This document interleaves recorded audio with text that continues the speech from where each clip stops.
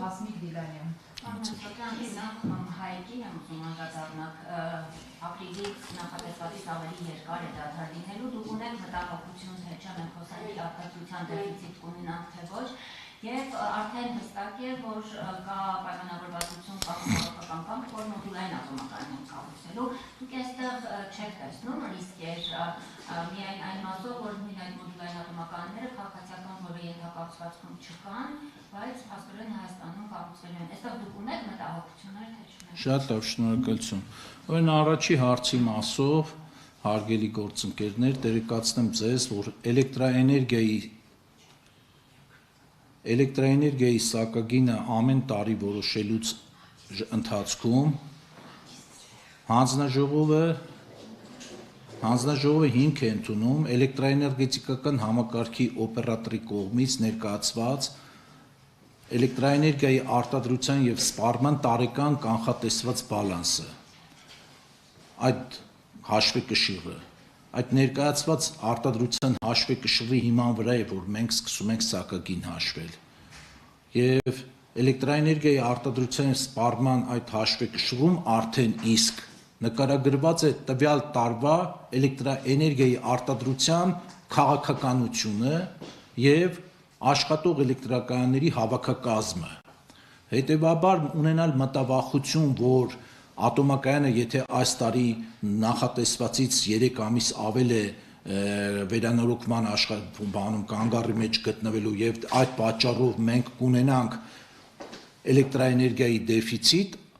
նման մտավախություն չունենք, որովհետեւ այդ բացը լրացվում է այլ կայանների ավել աշխատանքի ճանապարհով։ Հետևաբար վստահեցնում եմ ձեզ, որ նման մտավախություն չունենք եւ ասեմ ավելին, եթե գիտեք ավելի լավ, եթե չգիտեք նորից ասեմ, որ դեռևս խորհրդային տարիներից սկսած հայկական էներգետիկան տեղակայված հզորությունների մասով մինչ օրս պատմականորեն ունենք այդ լավ ժառանգությունը, մենք ունենք ավելի շատ տեղակայված գեներատորներ, հզորություններ, քան մեր սեփական սպառումն է։ Եվ հետևաբար ցանկացած պահի մենք այս կամ այն էլեկտրոկայանը կարող ենք փոխարինել այս կամ այն կանգառի մեջ գտնվող գեներացիայով կամ էլեկտրոկայանով, այլ բան է, թե դրա արդյունքում ինչպիսի սակագին կստանանք։ Վերադառնալով նոր կառուցվող մոդուլային ատոմակայաններին, ուզում եմ նաև հետևյալ միտքը հնչեցնել։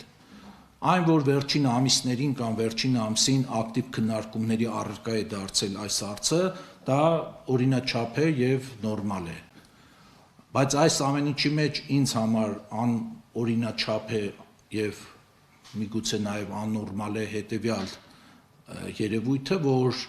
այս մասին խոսում են բացառապես քաղաքական վերլուծաբանները եւ քաղաքական գործիչները։ Մինչդեռ հատկապես այս փուլում առաջին հերթին կարիք կա, որ այս հարցի վերաբերյալ ավելի շատ կարծիք հնչեցնեն եւ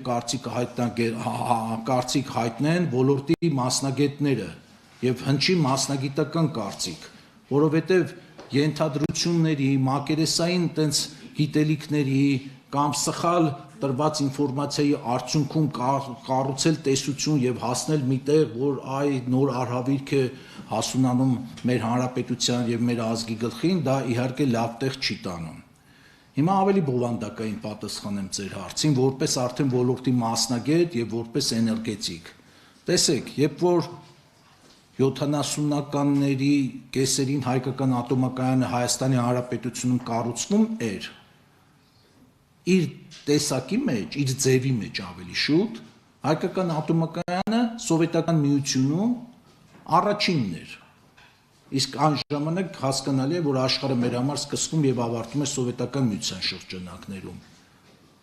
Եվ եթե պատկերացրեք այն ժամանակ այդ առաջինը լինելու փաստով պայմանավորված, այն օրերի հայ ղեկավարները հրաժարվեին ատոմակայան կառուցելու գաղափարից կամ այդ փխրուն հակափաստարկներից ելնելով չթողեին, որ կամ չգային համաձայնության, որ Հայաստանում ատոմակայան կառուցվի, իսկ առանձնահատկությունը ինչու՞մն էր հայկական ատոմակայանի, որ առաջին անգամ 8-ից 9 բալանոց սեյսմիկ գոտում պետք է կառուցվեր ատոմակայան Սովետական Միությունում, եւ առաջինը կառուցվում էր Հայաստանի Հանրապետությունում։ Չհամաձայնվեին։ ինչ հետևանքներ կբերեր դա մեր անկախության այս 34 տարիների ընթացքում դժվար չէ արդեն ենթադրել։ Կամ 1940 թվականին, երբ որ Նայիրիտը կառուցվում էր Երևանում, Սովետական Միությունում էլի տարբեր կաուչուկ արտադրող գործարաններ էին կառուցվել, բայց Երևանում կառուցվող Նայիրիտի գործարանը իր սկզբունքով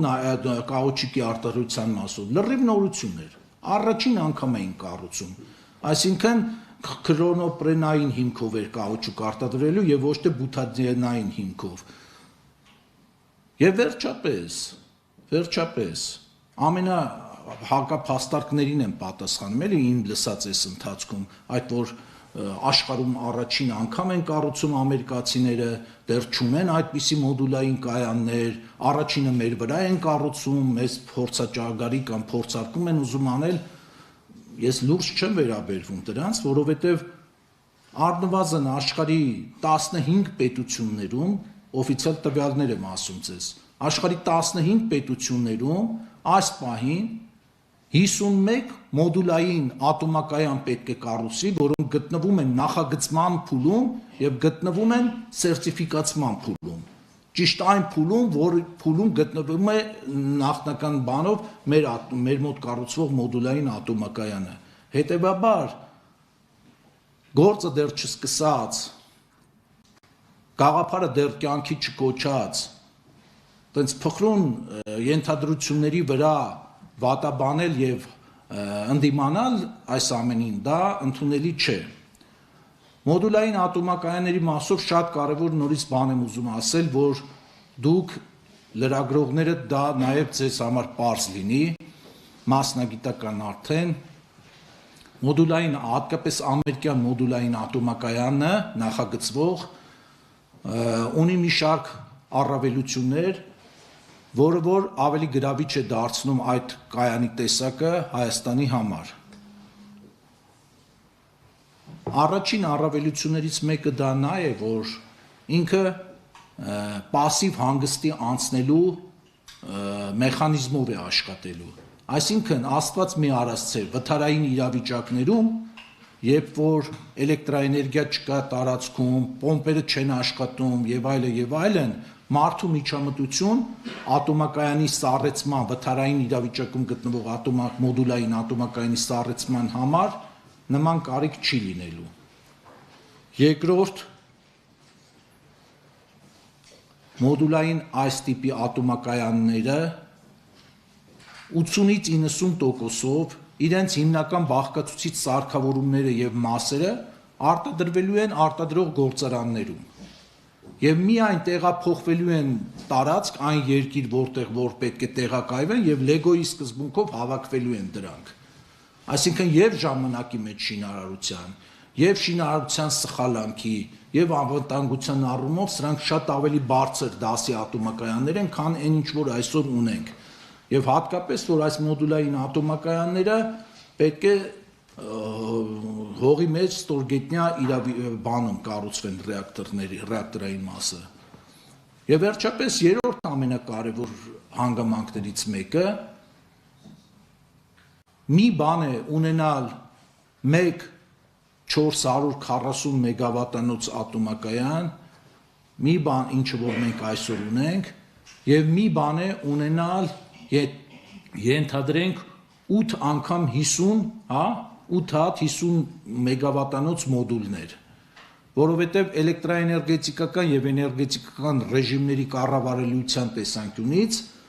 մոդուլային ատոմակայանները շատ ավելի ճկուն են եւ շատ ավելի էֆեկտիվ է իրենց աշխատանքը, որովհետև մենք ասուլիսի գալուց առաջ հենց այս պահին տեսեք 1-2 օր ընդամենը արևային եղանակ է, մեր հանրապետության սպառումը այս ժամերին 1100-1200 մեգավատից իջել է 700 մեգավատ, 650 մեգավատ, բայց դրա փոխարեն շատ զիլ եւ ամբողջ զորությամբ աշխատում են մեր արևային կայանները, ինչի արդյունքում մենք ստիպված ենք լինում բեռնաթափել մեր ջերմային կայանները, նույնիսկ Երևանի ջեկը առավոտից անջատել ենք, բեռնաթափել ենք մեր գործող ատոմակայանը, որը որ շատ վատ աշխատանքային ռեժիմ է թելադրելի, բայց ստիպված ենք գնում դրան։ Իսկ ահա երբ որ կունենանք նման փոքր մոդուլային կայաններ, մենք պարզապես բեռնաթափելու խնդրից կկարողանանք մեզ ազատել։ Այստեղ երկու տարբեր խնդիրներից եմ ես խոսում, պարզապես բացատրում եմ, թե մոդուլային ատոմակայանը ինչով է լավ եւ ինչ ճկունություն եւ ինչ առավելություններ ունի մեր նման երկրների համար, որոնք մեծ էներգոհամակարգ չունեն հզորությունների տեսանկյունից եւ այնպես որ շտապել եւ գնահատականներ հնչեցնել մի անգամից ատոմակայանի մասով խոր չի տա եւ վերջին հաշվով դեռ ժամանակ կա, հետո մի կարևոր փաստարկել էլի տպավորություն է ստեղծում երբեմն երբ լսում ես մեկնաբանություններում, որ վաղը չէ մյուս օրը մենք մեր գործող ատոմակայանը փակելու ենք եւ վաղը չէ մյուս օրն էլ նոր մոդուլային կայան ենք կառուցելու։ Նման բան չկա։ Գործող ատոմակայանը դեռ մինչև 36 թվականը պետք է աշխատի, դրանից հետո էլ միգուցե 5-10 տարի հնարավորություն կլինի կյանքը երկարաձգելու գործող ատոմակայանի, դա արդեն մասնագետները կգնահատեն, կասեն միջազգային կառույցները այդ ժամանակ կգնահատեն, կասեն, տեսականորեն այդ ռեսուրսը կա այս պահին։ Եվ այդ ընթացքում մենք արդեն պետք է որոշենք, այդ ընթացքում պետք է վերջնական նախագիծը դրվի սեղանին նոր մոդուլային ատոմակայան կառուցելու եւ անհայտների թիվը բնականաբար այդ ժամանակ կպակասի եւ կգնանք առաջ, այսքանը, եթե այլ։ Պարոն Մեսրոպյան, Tribune AM-ից Ռիքսիմե Ջևեջյան։ Համեցեք։